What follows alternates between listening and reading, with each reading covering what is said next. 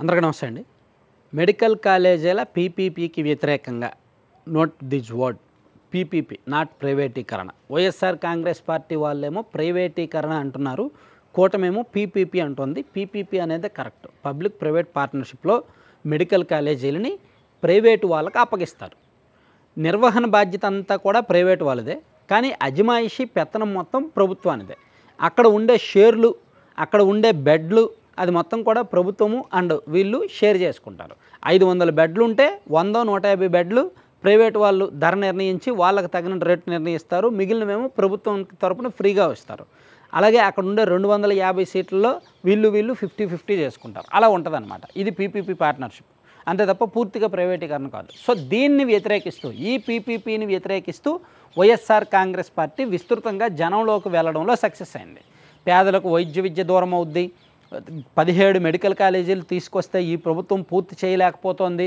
జగన్మోహన్ రెడ్డి గారి హయాంలో 15 మెడికల్ కాలేజీలకు శంకుస్థాపన చేసి 6 భవనాల నిర్మాణం పూర్తి చేసి ప్రారంభించి తరగతులు ప్రారంభించి ఇంకో 2-3 భవనాలు సివిల్ కన్స్ట్రక్షన్ పూర్తయిపోయి ఈ ఏడాది క్లాసుల ప్రారంభానికి సిద్ధంగా ఉన్నా సరే ప్రభుత్వం ఫెయిల్ అయింది అని ఒక వెర్షన్ని జనంలోకి బలంగా తీసుకువెళ్ళడంలో వైసీపీ సక్సెస్ అయింది. ఒక రకంగా పీపీపీ విషయంలో ప్రభుత్వ వాదనకు జనం మద్దతు లేదు అనేది నిజం.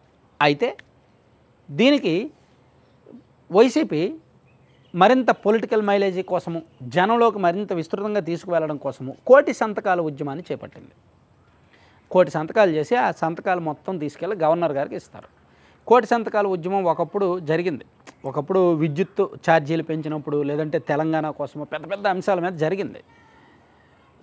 సో అప్పుడు స్వతహాగానే జరిగేది. ఎవరికి వాళ్ళు ఎటువంటి ప్రెజర్, ఒత్తిళ్ళు లేకుండా, బెదిరింపులు బలవంతం లేకుండా ఎవరికి వాళ్ళు వెళ్ళి సంతకాలు చేసేవాళ్ళు.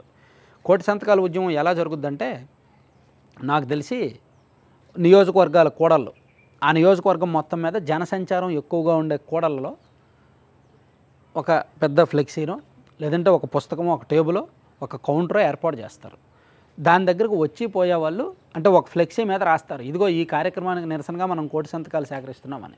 సో అది చూసి జనం ఆలోచించి కరెక్టే కదా, ఇది కరెక్ట్ కాదు కదా, సో మనం వెళ్ళి సంతకం చేద్దాం, ఈ 1,000 సంతకాల ఉద్యమానికి మద్దతు ఇద్దామని ప్రజలు ఎవరికి వాళ్ళు వెళ్ళి సంతకం చేయాలి. ఎవరికి వాళ్ళు స్వచ్ఛందంగా వెళ్ళి సంతకం చేయాలి. అది 1,000 సంతకాల ఉద్యమం. రాష్ట్రంలో ఉండే 175 నియోజకవర్గాల్లో కూడా వైసీపీ వాళ్ళు అటువంటి కౌంటర్లు తెరిచి టేబుళ్ళు పెట్టి ఒక బుక్స్ మెయింటైన్ చేసి సంతకాలు తీసుకోవడంలో తప్పులేదు. అప్పుడు ఆ నిజంగా ప్రజా మద్దతు ఉన్నట్టు. కానీ ఇక్కడ వీళ్ళు ఏం చేస్తున్నారు, వాళ్ళ కార్యకర్తలు ఇళ్ళకు పంపించేసి ఎక్కువగా ఎస్సీ కాలనీల్లో, అంటే వైసీపీకి ఎక్కడైతే బలం ఉంటుందో రాజకీయంగా అక్కడికి తీసుకువెళ్ళిపోయి, నిజంగా వాళ్ళకి ప్రైవేటీకరణ తెలియదు, పీపీపీ తెలియదు, మెడికల్ కాలేజీలు తెలియదు, సబ్జెక్ట్ తెలియదు, ఏమీ తెలియదు, వెళ్ళి సంతకాలు పెట్టిచ్చేస్తున్నారు అంతే. ఇప్పుడు వైసీపీలో మెంబర్స్ ఉంటారు కదా, గ్రౌండ్ లెవెల్లో, బూత్ లెవెల్లో కార్యకర్తలు ఉంటారు కదా, ఒక్కొక్క కార్యకర్తకి టార్గెట్ అంట. ఇదిగో నువ్వు 10 సంతకాలు పెట్టించాలి, నువ్వు 20 సంతకాలు పెట్టించాలి, నువ్వు 50 సంతకాలు పెట్టించాలని టార్గెట్ అంట. అందులో భాగంగా కొంతమంది బలవంతంగా పెట్టిస్తున్నారు. అంటే వాళ్ళకి పార్టీ అంటే అభిమానం కాబట్టి పెడుతున్నారు, కానీ సబ్జెక్ట్ తెలీదు. దీనివల్ల ఏమవుద్ది, వాళ్ళు చేసే ఉద్యమం వాళ్ళ పార్టీకి పరిమితం అవుద్ది.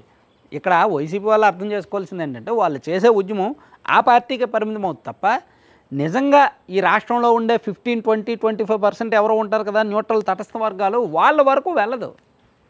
ఎప్పుడు వాళ్ళ వరకు వెళ్తుందంటే, ఈ రాష్ట్రంలో ప్రతి కూడలిలో కూడా, ప్రతి జంక్షన్లో కూడా ఒక పెద్ద ఫ్లెక్సీ ఉండి 1,000 సంతకాల ఉద్యమం, ఇదిగో పలానా పర్పస్ అని ఉండి, అక్కడ వైసీపీ వాళ్ళు కౌంటర్లు ఏర్పాటు చేసి లేదా మీటింగులు పెట్టి జనాలని పిలిచి సంతకాలు చేయిస్తే అప్పుడు జనంలోకి వెళ్తుంది. అరే పార్టీ వాళ్ళు ఎంత కష్టపడుతున్నారు, పార్టీ వాళ్ళు ఇక్కడ ఉండి సంతకాలు సేకరిస్తున్నారు అన్నట్టు ఉంటుంది.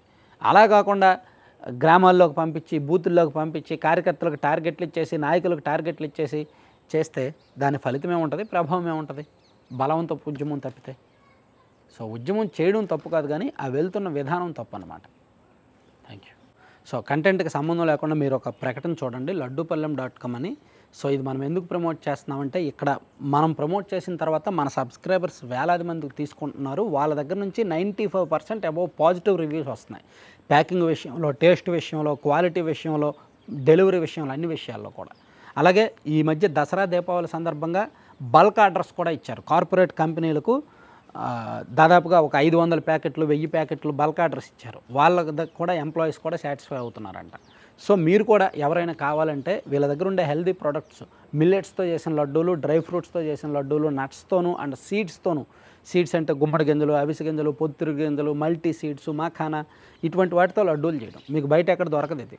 అలాగే రాగి, సజ్జ, జొన్న, కొర్ర వాటితో లడ్డూలు అండ్ హాట్ స్నాక్స్, ఇవి కూడా మీకు బయట దొరకవు. సో ఇలా భిన్నమైన ఐటమ్స్తో వీళ్ళు చేస్తారు.